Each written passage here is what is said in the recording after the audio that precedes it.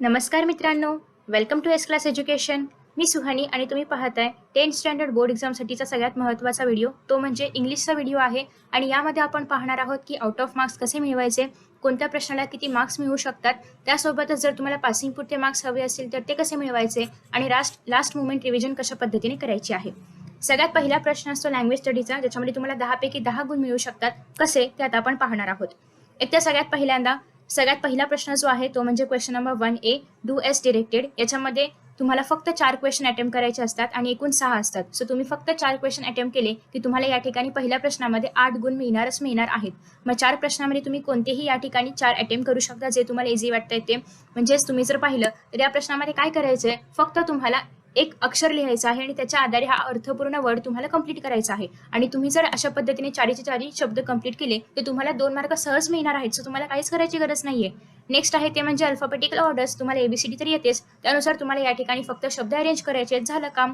Next आहे punctuation marks. जर तुम्हाला अवघड वाटत असेल किंवा येत नसेल, तुम्ही याला सरळ स्किप करू शकता आणि मग तुम्ही येऊ शकता फोर्थ क्वेश्चनवरती काय करायचं आहे, तर हा शब्द दिलेला आहे आणि तुम्हाला याच्या फक्त फोडी करायच्या आहेत आणि 3 अक्षर ज्याच्यामध्ये असतील असे तुम्हाला 4 शब्द लिहायचे आहेत. बस एवढे केले की तुम्हाला या ठिकाणी 2 गुण मिळणार आहेत. किती इझी आहे. फक्त शब्द पाहायचे आहे आणि त्याच्यामधून जे शब्द तयार होतील ते तुम्हाला फक्त लिहायचे आहेत. हे झालं. याच्यानंतर नेक्स्ट तुम्ही करायचं आहे 5th किंवा 6th. 5th मध्ये तुम्हाला या ठिकाणी नाउन दिलं असेल तर तुम्हाला रिलेटेड वर्ड्स लिहायचे आहेत ऍडजेक्टिव्ह मध्ये, आणि वर्ब दिलं असेल तर तुम्हाला लिहायचे आहेत ऍडवर्ब्स. तुम्हाला हेही नाही आलं, तुम्ही याला पण सोडू शकता आणि डायरेक्ट येऊ शकता 6th क्वेश्चन वरती. हा तर खूप इझी क्वेश्चन आहे, कारण या ठिकाणी तुम्ही जर पाहिलं तर इथे नेक दिलेला आहे, म्हणजे हे नाउनची चेन आहे, ते पण तुम्हाला ऑलरेडी सांगितलेलं आहे. आणि तुम्हाला फक्त शेवटच्या अक्षरावरून सुरू होणारे 4 नाउन या ठिकाणी लिहायचे आहेत. कोणतेही नाउन तुम्ही लिहू शकता, कितीतरी नाउन्स आहेत. फक्त प्रॉपर नाउन नाही लिहायचे, म्हणजे कुणाचं नाव ॲट सच, फॉर एक्झाम्पल माझं नाव सुहानी आहे तर तुम्ही ते नाही लिहू शकत, किंवा तुम्ही स्वतःचं नाव नाही लिहू शकत. तर तुम्ही इतर girls, boys, benches, text book वगैरे असे जे कॉमन नाउन आहेत ते तुम्ही या ठिकाणी कोणतेही वापरू शकता आणि कितीतरी नावं आहेत ती तुम्ही या ठिकाणी लिहू शकता. सो झालं. तुम्हाला या ठिकाणी मिळणार आहेत एकूण तुम्हाला 8 गुण. जरी तुम्ही 2 प्रश्न सोडले तरीही तुम्हाला या ठिकाणी 8 गुण मिळणार आहेत. यातीलच सेकंड क्वेश्चन आहे उपप्रश्न. तो आहे तुम्हाला या ठिकाणी फक्त 2 गुणांसाठी प्रश्न आहे आणि तुम्हाला ऑप्शनला पण बरेचसे क्वेश्चन्स आहेत. तर हा कसा सोडवायचा आहे, इथे एक तर तुमच्याकडे फ्रेज आहे किंवा क्लॉज आहे. तुम्हाला फ्रेज नसेल येत, फ्रेजचा अर्थ नसेल कळत, तुम्ही अगेन हा क्वेश्चन देखील स्किप करू शकता आणि तुम्ही सोडवू शकता क्वेश्चन नंबर बी मधील फर्स्ट मधील बी. आता या ठिकाणी हा जो प्रश्न आहे तुम्हाला फक्त पुढे क्लॉज ऍड करायचा आहे, ज्यामध्ये तुम्ही काही लिहू शकता. I don't know why this things are happening. I don't know हे कशामुळे होते, ते कशामुळे होते. तुम्ही असं काहीही लिहिलं, फक्त तुम्हाला त्या ठिकाणी क्लॉज ऍड करायचा आहे. तुम्ही तेवढा ऍड केला की तुम्हाला या ठिकाणी आउट ऑफ मार्क्स मिळणार आहेत. फक्त क्लॉज लिहिताना हे पण तुम्हाला लिहायचं आहे, जे तुम्हाला ऍक्च्युअल प्रश्नपत्रिकेमध्ये दिलेलं आहे ते लिहायचं आहे. त्याच्या पुढे क्लॉज लिहायचं आणि त्याच्या खाली अंडरलाईन करायचंय. सिंपल. तुम्हाला या ठिकाणी मिळणार आहे 1 मार्क. त्यातीलच दुसरा प्रश्न असा आहे की तुम्हाला या शब्दांना इधर प्रिफिक्स किंवा सफिक्स जॉईन करायचा आहे. लकीचं अनलकी होणार, पॉसिबल इम्पॉसिबल, सिंपल. एवढं केलं की तुम्हाला 1 मार्क मिळणार आहे. किंवा तुम्हाला हेही नसेल आठवत तर तुम्हाला आहे ते शब्द वाक्यामध्ये वापरायचे आहेत आणि वाक्य तयार करायचं आहे. I think everything is possible in this world हे तुम्ही लिहू शकता, किंवा आय एम व्हेरी लकी. बस एवढं लिहिलं की तुम्हाला या ठिकाणी 1 गुण मिळणार आहे. सिंपल. सो अशा पद्धतीने तुम्हाला पहिल्या प्रश्नामध्ये क्वेश्चन नंबर 1 मध्ये आउट ऑफ 10 मार्क्स मिळू शकतात, काहीही न करता. फक्त तुम्ही आतापर्यंत जे काही नॉलेज गेन केलेलं आहे इंग्लिशचं ते तुम्हाला वापरायचं आहे आणि तुम्ही इझिली या ठिकाणी आउट ऑफ मार्क्स मिळवू शकता. कॉंग्रॅच्युलेशन, तुम्हाला मिळालेले आहेत आता 10 मार्क. आता आपण पुढचे मार्क्स अजून मिळवणार आहोत. नेक्स्ट क्वेश्चन आहे, ज्यामध्ये आपण पाहणार आहोत टेक्स्चुअल पॅसेज कशा पद्धतीने सोडवायचा याच्यावरती मी ऑलरेडी व्हिडिओ अपलोड केलेला आहे. तुम्ही त्या व्हिडिओमध्ये चेकआउट करू शकता. त्याच्यामध्ये आपण ऍक्च्युअल हा पॅसेज सोडवला देखील होता. तुम्ही मार्किंग्स पण पाहू शकता की कशा पद्धतीने सोडवायचं हे मी ऑलरेडी त्या व्हिडिओमध्ये सांगितलेलं आहे. सो आता आपण दुसरा पॅसेज घेऊया. ऑलरेडी एक पॅसेज आपण कव्हर केलेला आहे. सो क्वेश्चन नंबर 2A मध्ये तुम्हाला टेक्स्चुअल पॅसेज दिला जातो 20 मार्क्ससाठी. अगेन या ठिकाणी पण तुम्ही आउट ऑफ मार्क्स मिळवू शकता. कसे, तर तुम्हाला सगळ्यात पहिल्यांदा पॅसेज येत असेल तर वेल अँड गुड, नसेल तर तुम्ही पॅसेज रीड करू शकता. काही जास्त वेळ नाही लागत, तुम्ही पटापट पॅसेज रीड करायचा आहे.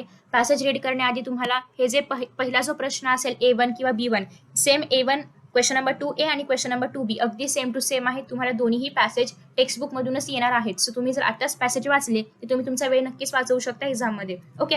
सो आता या ठिकाणी क्वेश्चन नंबर 2A मध्ये तुम्हाला पाहायला मिळणार आहे पॅसेज आणि त्याच्या आधारे तुम्हाला लिहायचे आहेत तुमचे answers. Simple. So first of all A1 मध्ये तुम्हाला जे काही दिलं असेल, मग ते ॲग्री डिसॲग्री वालं क्वेश्चन असो किंवा ट्रू ऑर फॉल्स असो किंवा कंप्लीट दी फॉलोइंग सेंटेन्सेस असो किंवा वेब डायग्राम असो, तो फक्त पहिलाच प्रश्न तुम्हाला रीड करायचा आहे आणि त्याच्या अनुषंगाने तुम्हाला याच्यामध्ये जे सेंटेन्सेस पाहायला मिळतील त्याला मार्क करायचं आहे आणि मग शेवटी तुम्ही आरामात ह्याच्यासोबत तुम्ही ॲग्री आहात, म्हणजे तुम्हाला हे बरोबर वाटते की नाही वाटत आहे ते तुम्ही त्याच्यानुसार लिहिणार आहात. फक्त ॲग्री किंवा डिसॲग्री एवढंच लिहायचं आहे. ते का बरोबर आहे का चुकीचं आहे हे तुम्हाला अजिबात स्पष्ट नाही करायचं आहे. एवढं केलं की तुम्हाला या ठिकाणी आरामात 2 मार्क मिळणार आहेत. आफ्टर दॅट नेक्स्ट आहे तुम्हाला अगेन या ठिकाणी एक वेब डायग्राम कंप्लीट करायचे आहे, ज्याचे आन्सर्स तुम्हाला या ठिकाणी आरामात पाहायला मिळतील. तुम्हाला तेच लिहायचं आहे. डायग्राम कंप्लीट केली की 2 मार्क्स तुम्हाला या ठिकाणी मिळणार आहेत. अगेन डायग्राम ड्रॉ करताना तुम्हाला पेनाचा वापर करायचा आहे, पेन्सिलचा वापर अजिबात करायचा नाहीये. हो, थोडं फास्ट होत असेल, स्लो करते मी आता. नेक्स्ट आहे A3 मध्ये तुम्हाला इधर नाउन लिहायचं असेल और तुम्हाला ॲडजेक्टिव्ह लिहिण्यासाठी येऊ शकतात, मिनिंग्स लिहिण्यासाठी येऊ शकतात. ते कसे शोधायचे हे मी पॅसेजच्या व्हिडिओमध्ये ऑलरेडी सांगितलेलं आहे. सो तुम्हाला या ठिकाणी पण अगेन 2 मार्क्स मिळू शकतात. आय थिंक सगळ्यांना मिळतातच. नेक्स्ट आहे तुम्हाला जस्ट या ठिकाणी नॉट ओनली बट ऑल्सो वापरायचे. They have to have not only the skills but also the wills असं तुम्ही लिहिलं की तुम्हाला या ठिकाणी 1 मार्क पक्का होणार आहे. नेक्स्ट आहे तुम्हाला इथे फक्त क्वेश्चन टॅग वापरायचा आहे. We shall not achieve our goals, तुम्हाला या ठिकाणी फक्त शालचं निगेटिव्ह फॉर्म वापरायचा आहे, दॅट इज शांट वी. एवढे लिहिले की तुम्हाला अगेन या ठिकाणी 1 मार्क मिळणार आहे आणि तुम्हाला या क्वेश्चनचे 2 मार्क्स अगदी सहज मिळणार आहेत. नेक्स्ट आहे तुम्हाला पर्सनल रिस्पॉन्स लिहायचे आहे. तुमचा एखादा गोल जो असेल, तुम्हाला डॉक्टर बनायचं, इंजिनियर बनायचं, IAS बनायचं, व्हॉटएव्हर जे पण बनायचं असेल ते तुम्हाला लिहायचं आहे. आणि त्यासाठी तुम्ही काय कराल, ऑब्व्हियसली मेहनत करणार आहात, हार्डवर्क करणार आहात, अभ्यास करणार आहात, स्टडी करणार आहात, एक्झाम कशी असते, प्रिपरेशन कशी करायची आहे हे जाणून घेणार आहात. सो असे 4 पॉईंट्स जरी लिहिले तरी तुम्हाला या ठिकाणी आउट ऑफ मार्क आरामात मिळतात. फक्त एवढंच की खाडाखोड करायची नाहीये, झालीच तर फक्त त्या शब्दावरती एक लाईन ओढायची आहे, गिरगिट कला नाही करायचा. एवढे केले की तुम्हाला आरामात या ठिकाणी 2 मार्क्स मिळतात. सो तुम्हाला पहिल्या पॅसेजमध्ये 10 मार्क्स मिळालेले आहेत. कॉंग्रॅच्युलेशन्स, 20 मार्क्स आपण आतापर्यंत मिळवले. नेक्स्ट आहे क्वेश्चन नंबर 2B. हा पॅसेज पण तुमच्याच पुस्तकातील आहे. सो अगेन सेम पद्धतीने सॉल्व्ह करायचे. सगळ्यात पहिल्यांदा B1 मधले सगळे क्वेश्चन्स रीड करायचे, त्याच्यामधलं इथे कुठे काय काय आलं असेल त्याला वाचता वाचता अंडरलाईन करायचं आणि त्यानुसार मग तुम्हाला इथे काय लिहायचं आहे, 1 ते 2 वर्ड्समध्ये याच्यासाठी कोणता शब्द वापरले ते लिहायचे. ते तुम्ही या पॅसेजमधून शोधून लिहिणार आहात. सिंपल 2 गुणांसाठी तुमचा पहिला पॅसेज किंवा पहिला प्रश्न झालेला आहे. नेक्स्ट आहे तुम्हाला या ठिकाणी डिस्क्राईब करायचं आहे की बेगर आणि ग्रँड डॉटर कशा पद्धतीने तो पाऊस एन्जॉय करत होते. सो ते भिजलेले होते, त्यांना अजिबात टेन्शन नव्हतं, ते खूप हॅपी होते. सो ते तुम्हाला या ठिकाणाहून शोधायचं आहे आणि फक्त तुम्हाला 4 पॉईंट्स लिहायचे आहेत आणि तुमचं आन्सर झालं. तुम्ही आहे असं देखील कॉपी पेस्ट करू शकता. फक्त एवढेच की त्या ठिकाणी इट, ही, शी, द वगैरे असे प्रोनाउन्स असतील तर त्याच्यावरचे प्रॉपर नाउन्स वापरा जे तुम्हाला पॅसेजमध्ये दिले असतील ते, आणि मग तुमचा आन्सर या ठिकाणी तयार आहे. नेक्स्ट तुम्हाला या ठिकाणी अँटोनिम्स लिहायचे आहेत, म्हणजेच अपोजिट वर्ड्स लिहायचे आहेत. अगेन तुम्हाला इझिली या ठिकाणी ऑप्टिमिस्टिकचं कुठेतरी पेसिमिस्टिक शब्द पाहायला मिळेल, अनहॅपीचं हॅपी पाहायला मिळेल. बस एवढे लिहिले की तुम्हाला अगेन 2 मार्क्स या ठिकाणी कंप्लीट मिळणार आहेत. नेक्स्ट आहे do age डिरेक्टेडमध्ये she could see it. आता या ठिकाणी तुम्हाला ॲबल टू वापरायचे. कुड म्हणजेच काय, पाहता येऊ शकतं असं, म्हणजेच she was able to see it. So या ठिकाणी तुम्हाला जस्ट वॉज लिहायचं आहे आणि वाक्य कंप्लीट करायचं आहे. वॉज का घेतलं, कारण कुड हे पास्ट टेन्स आहे, सो त्याच्यामुळे आपण इथे वॉज घेणार आहोत. हे मी ऑलरेडी पॅसेजच्या व्हिडिओमध्ये एक्सप्लेन केलेलं आहे की आपण हे ग्रामरचे प्रश्न कसे सोडवतो. मी 2-3 प्रश्न त्या ठिकाणी सोडवून हे दाखवले होते. सो याचा आन्सर येणार आहे she was able to see it. Okay. Next आहे तुम्हाला या ठिकाणी उड वापरायचं आहे. I use to give my leftovers to this beggar every day. So या ठिकाणी तुम्हाला फक्त उड वापरायचे आणि तुमचा आन्सर रेडी. हे अगेन मी तुम्हाला डायरेक्ट इनडायरेक्टमध्ये एक्सप्लेन केलं होतं. नेक्स्ट आहे तुमचे रोल मॉडेल्स कोण आहेत आणि का आहेत, तुम्ही कोणीही लिहू शकता. मदर लिहा, फादर लिहा, ब्रदर लिहा. डॉक्टर APJ अब्दुल कलाम असतील तर त्यांचं नाव लिहू शकता. अजून स्वामी विवेकानंद असतील त्यांचं नाव लिहू शकता.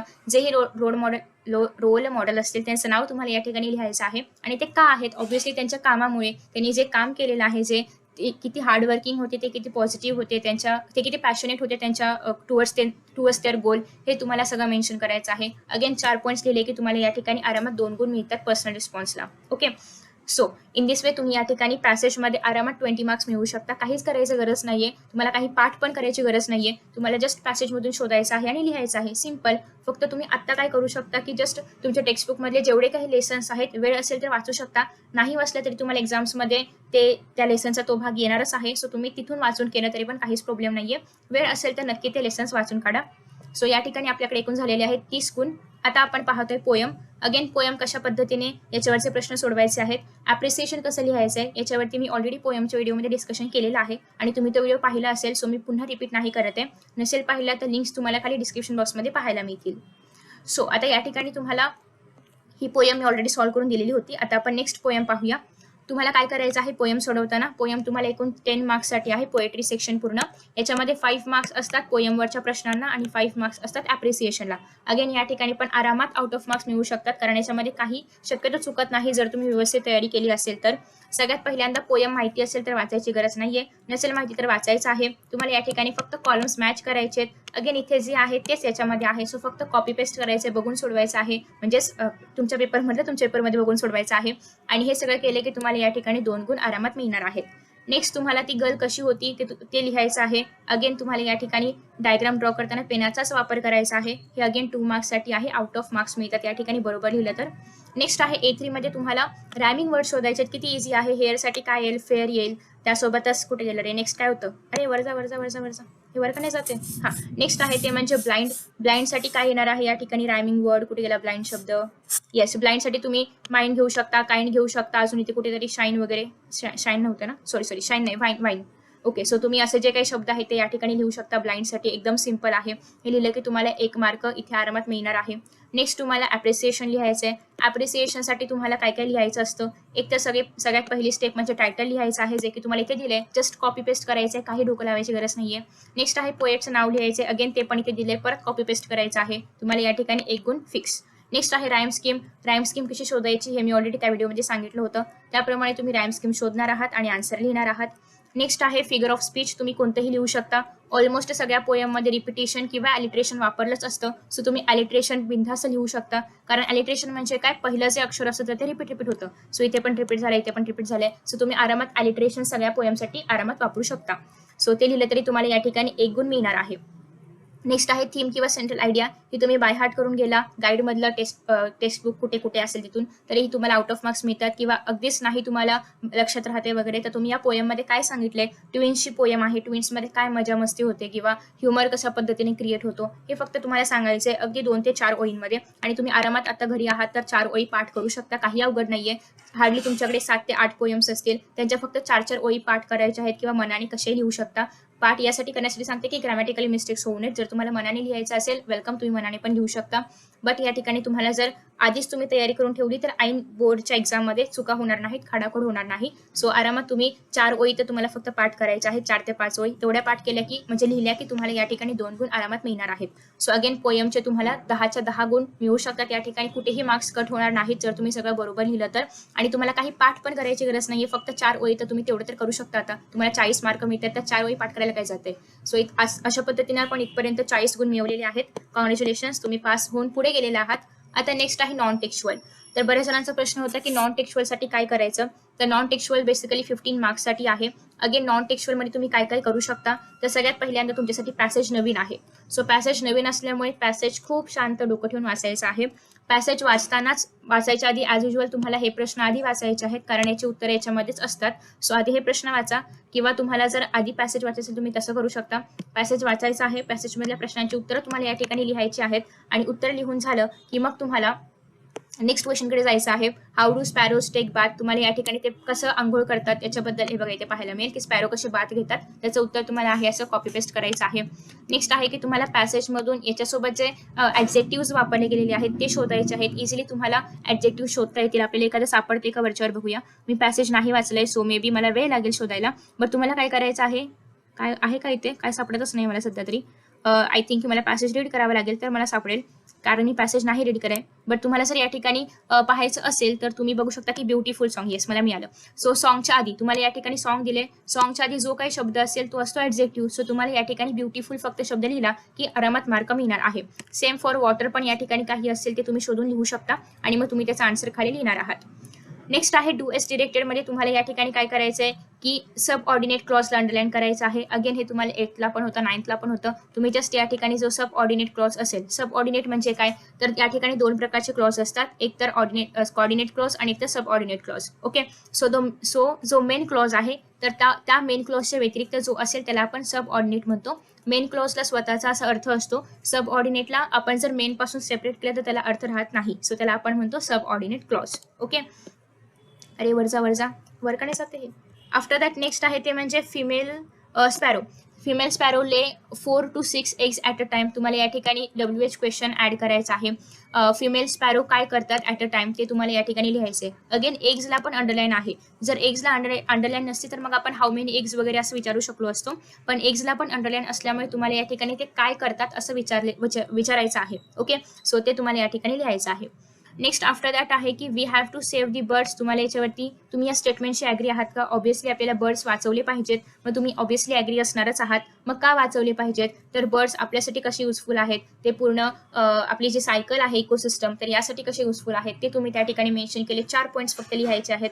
एकतर do you agree with this statement, याच्यामध्ये तुम्ही yes I agree with this statement that we should have to save the birds एवढे लिहिले की तुम्हाला एक पॉईंट तुमचा त्या ठिकाणी होणार आहे. आता तुम्हाला फक्त 3 पॉईंट अजून लिहायचे आहेत. तेवढे लिहिले की तुम्हाला या ठिकाणी आरामात 2 गुण मिळणार आहेत.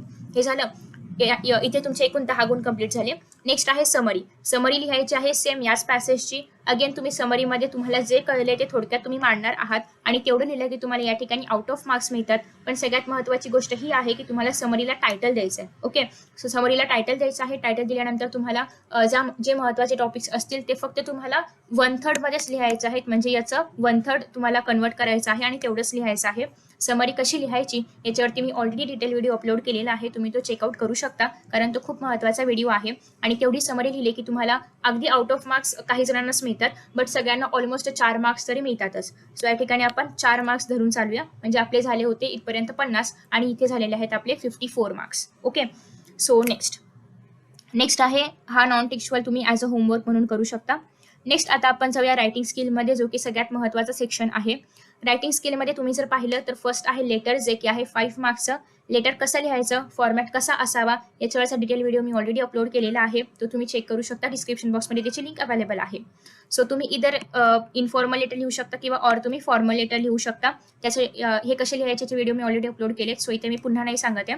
फक्त इथे तुम्हाला 4-4.5 पर्यंत आरामात मार्क मिळू शकतात. आता तुम्हाला मिळालेले आहेत साधारणतः 54 गुण आणि आता तुम्ही याच्यामध्ये 4 गुण जर ॲड केले तर तुम्हाला अराउंड 58 पर्यंत मार्क्स या ठिकाणी मिळतात.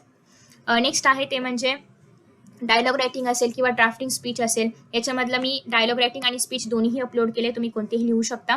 अगेन तुम्हाला जर आउट ऑफ मार्क्स हवे असतील तर आय वुड सजेस्ट की तुम्ही डायलॉग रायटिंग करा, कारण स्पीचमध्ये थोडेसे मार्क्स जाऊ शकतात ग्रॅमॅटिकल मिस्टेक्समध्ये वगैरे, पण डायलॉग इझी आहे. सगळ्यात पहिल्यांदा तर तुम्हाला हे सगळे डायलॉग्स इझिली अरेंज करायचे आहेत. की सगळ्यात आधी काय बोलेल एखादा व्यक्ती आला आपल्याकडे तर की व्हॉट आर यू डुईंग, मग आन्सर येईल आय एम रिडिंग बुक. मग दुसरा बोलेल which book are you reading, मग I am reading wings of fire. Simple झाला, डायलॉग तयार.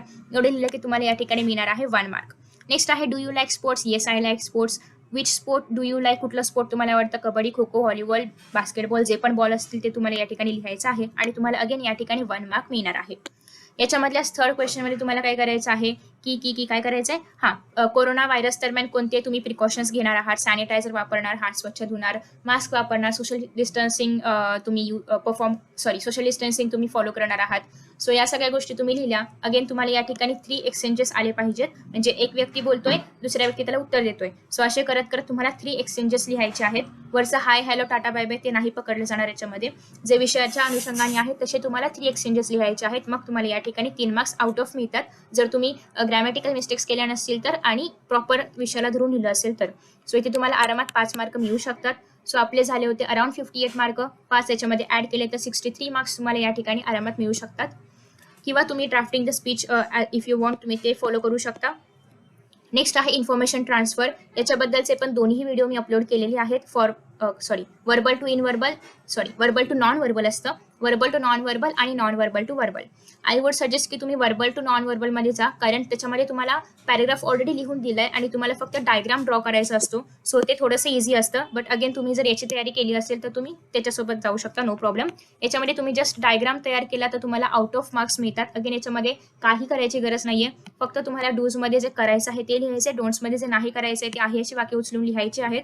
फक्त तुम्हाला या ठिकाणी you should wash your hands often याच्याऐवजी यू शुड कट करायचंय आणि वॉश युअर हँड्स ऑफन एवढं लिहायचंय. म्हणजे आपण फक्त जे ॲक्च्युअल मुद्दा आहे तो डूजमध्ये लिहितो. अगेन तुम्ही या ठिकाणी यूज सोप अँड सॅनिटायझर वगैरे हे आहे असं लिहिलं तरी पण चालणार आहे. जे डोंट्सचं वाक्य आहे, you should not shake your hands with others, हे तुम्ही don't shake your hands with others एवढं फक्त करायचं आहे. ऑब्व्हियसली काहीतरी मेहनत घ्यावी लागेल ना, 5 मार्क मिळणार आहेत. त्याच्यामुळे तुम्हाला वाक्याची रचना थोडीशी बदलायची आहे. यू शुड नाही लिहायचं, फक्त don't shake your hands with others असं लिहायचं आहे. सेम विथ ऑदर जे पण वाक्य असतील त्यासाठी. सो हे तुम्ही लिहिलं की तुम्हाला या ठिकाणी आरामात 5 मार्क मिळतात. 68 पर्यंत आपण आलोय.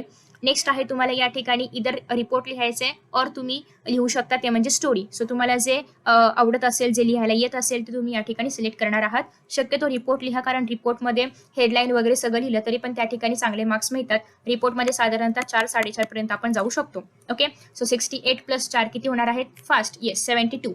नेक्स्ट आहे काय आहे?